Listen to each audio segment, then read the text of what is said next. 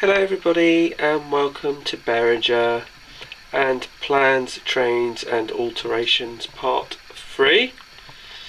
And there is a little minuscule update. Some really you won't really notice, but I have noticed. And then there's others that you will notice. And the first thing to show you is Platform 2 and 3 have both been completely relaid to get them closer to the platform, so there isn't such a huge gap between the platform and the trains themselves, and so our passengers don't end up committing suicide or falling through the gap. This has meant that these two cables are out, these two wires are out, so I'm going to have to, I'm waiting for the battery to charge on the old drill, so I'll get that done tomorrow morning, which I will basically disguise them and put them right up against the track so you won't notice them. On platform 3 there was a kink about here, which meant that when you looked at it from a straight on kind of point of view, you would see that one of the coaches would be facing inwards whilst the other one would be facing slightly outwards. So I've relayed those two tracks. Down this end I've also added this point here, which looks the same as the other point, except this point is slightly longer than the original one that was here.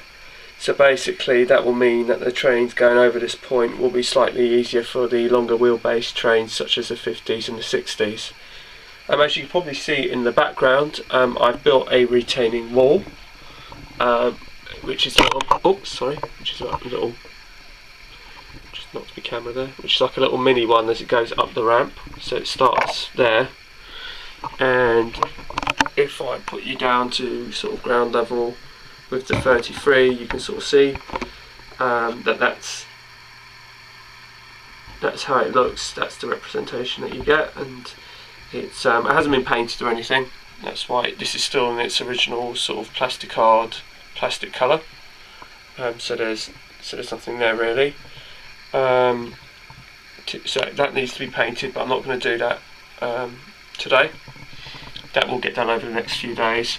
Also, we've also relayed this track. Also, the platform has been tweaked as well slightly, because the angle has been slightly, because there's actually, as you look down, it's slightly narrower.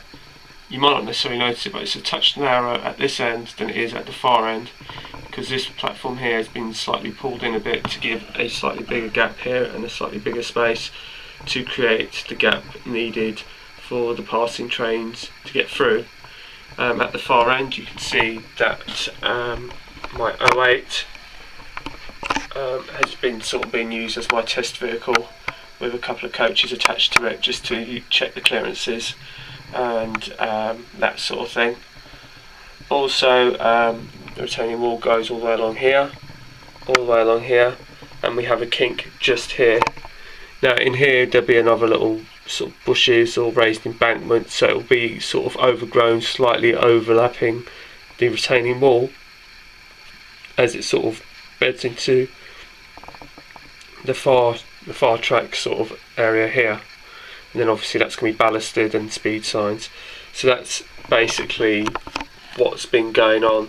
I'm not entirely certain actually the colour in which I'm going to paint it, because I'm half thinking it would probably look better if I paint it in the brown that is the retaining wall along the back there, or whether I go for this colour, which I've tended to favour recently a lot. So, but I'm thinking probably to keep it in keeping with the retaining wall, and it is on that end, on that side, I think it will probably end up being the brown colour. Or what I might do is I might even test it and see how I like it, and just do a bit and see how I feel. This has now been wired. We've also done some wiring here, so I can now send another loco up to this one. So you can have either a 2-car DMU attached, parked in that siding, or you can have 2 single locos. So that's been rewired as well. So yeah, because the switch I had at this end, which I'd had an isolating switch at that end, so I could sort of separate the fiddle yard from the scenic brake, I stuck an isolating point, so I took that switch out, and well, that switch that was used and the wires connected to it was just basically rerouted back to this point where my 33 is. The road is re-dried, and that's another little job that I'm going to be doing soon. But apart from that, that's about it for the update. But even so, it's been a fair amount that I've been doing. It's been a bit fiddly, trying to get all the angles to fit and get everything to fit, because it's all quite tight along here, as you can probably appreciate. And also, so trying to create all the angles and getting the track straight, and so it can butt up right up against, the trains can butt up right up against the platforms. That was kind of like a big thing, so that one's been done.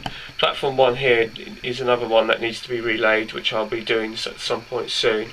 It's not running particularly great. I mean, I know it needs cleaning and everything like that, but even so, there's a slight gap in some of the rails, which I don't think is making the best connection in the world, so I'm going to just relay it and straighten it out. Anywho, that's about it. Thanks for watching. Feel free to comment and subscribe, and I will do a running session at some point soon, I promise. So take care, and bye for now.